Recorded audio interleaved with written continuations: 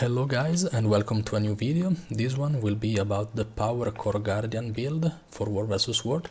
This is a very strong sustained DPS build. It has not a lot of burst, but it has in the long fights it is a very strong build. You can spam every AoE you got basically. The skill 2 here, the skill 3 here, skill 2 from the staff, the Sword of Justice, then the War of Reflection I will explain later.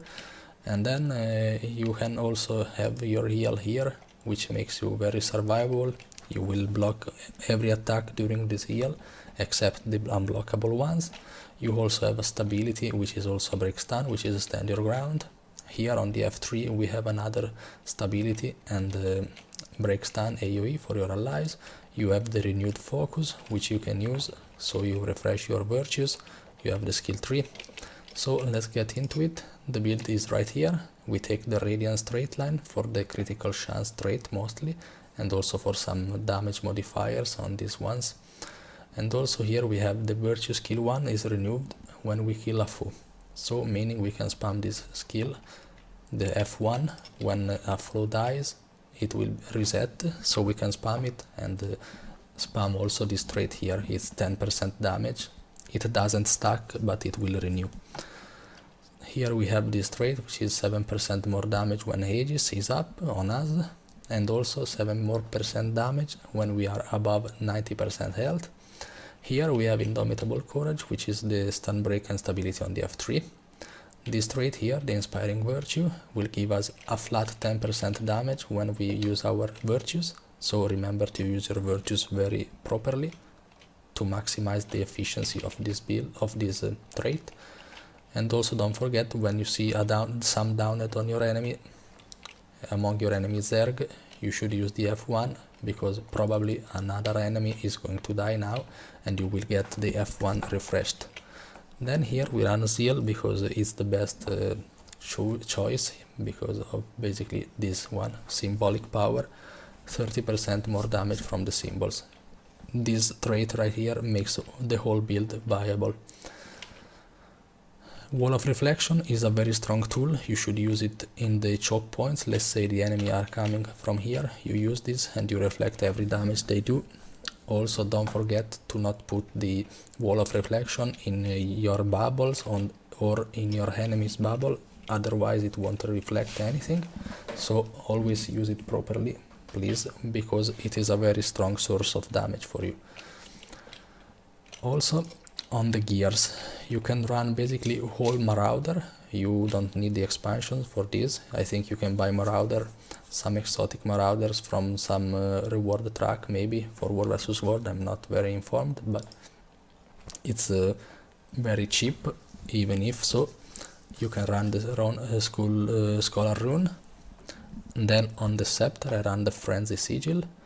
On the Focus I run the Bloodlust Sigil for some extra damage, and on the Staff I run Frenzy and Force. And now I will just comment my gameplay on the previous video I posted. Okay, so for the commentary I will use this video I posted like 4 days ago. Let's get into it. The speed is on to half here, so I can explain better. Okay, as you see, I start with the skill 2 from the Scepter, which is our main damage skill, which has a low cooldown and hits for a lot, and for a lot of time also on the ground, as you see. Then I swap on Staff. I cancelled the skill 2, which I shouldn't have cancelled, and now I choose to place Wall of Reflection in front of them, and you can see my damage going up from only the reflections basically. Then I use the skill 3 from the Staff, which is another symbol which does AoE damage, 5 targets, sorry. Then the skill 2 on here, as you see, huge damage, is a very nice burst.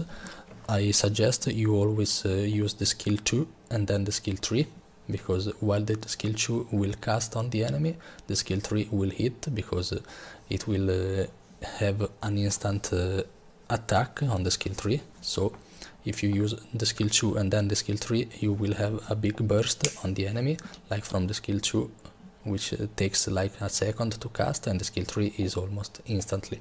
So You should always cast 2 and then 3.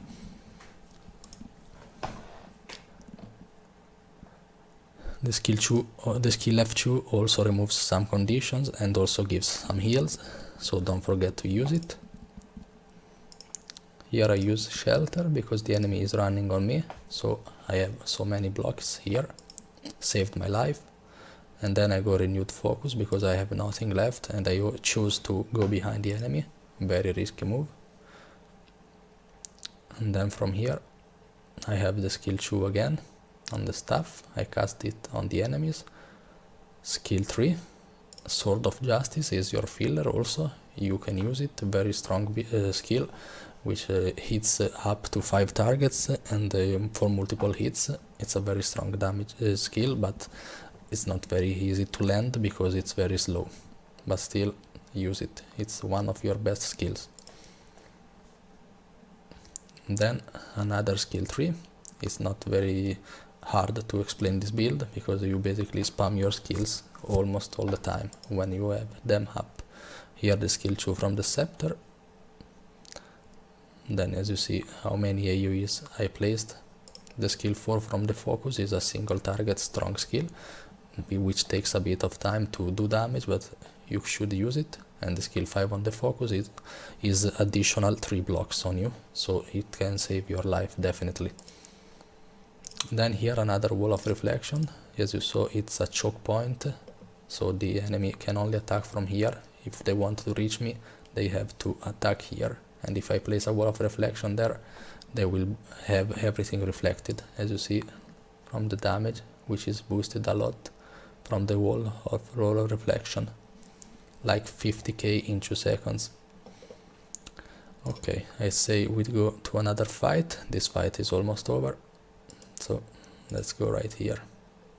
When the scene changes, we're right here. Skill 3, skill 2. Skill 2 cancelled, my mistake. I noticed I cancelled many times the skills because I just dodge or I press the successive skill and I cancelled the previous one. It's not a good mistake. You actually should never do this, or you lose a lot of damage. Now I should have cast the skill 2 and maybe I could down someone, but I didn't. Sword of Justice, very nice to clip the down. Always try to place your symbols and your Sword of Justice on where the enemies are going and not where they are, because the enemies probably will move, and these skills will have some cast time, so you can cast them on where the enemy is going. Sword of Justice, again, very nice to clip the downs. Skill 4 on the down, so it will attack him and we can move around while that skill will do the job. Skill 2 again from the scepter. I filled in with my Litany of Wrath. I didn't use the shelter on this fight, I don't know why, but it's still the same. You see, skill 2, and now I will use also the skill 3, see how much burst I will deal. Skill 2. No, I actually cast a line of warding to block them. Okay, this fight is over too. Let's do another last fight. Okay, right here. I am above the enemies. You cast every spell you can, basically. It's just AoE spam on this build. Very easy to play, very easy to achieve, and it's also rewarding because you will have a big damage. It's not the best class, you will not be first top class right here on the arc DPS. You are probably never first on DPS, but still it's very easy, very survivable. It has invulnerabilities, blocks, stability, break stun, big damage, condi cleanse, wall of reflection. Like, it has everything, and it's also, you can also play it on the free to play. I think you can get marauder, so, or at least you just need the Heart of Thorns, which is like 10 euros at the moment. So I think I explained kinda everything because there's not much to explain on this. It's a very easy build, and it dropped on popularity because the dragonhunter is more popular, but I think this build is very strong, and is stronger actually than the dragonhunter, because the dragonhunter is strong only in melee.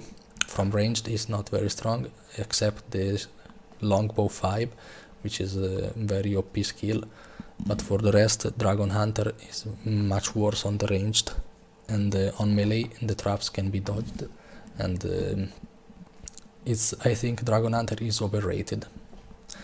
And see you on the next video. Remember to subscribe and like my video if you liked it, and see you on to the next video. Bye!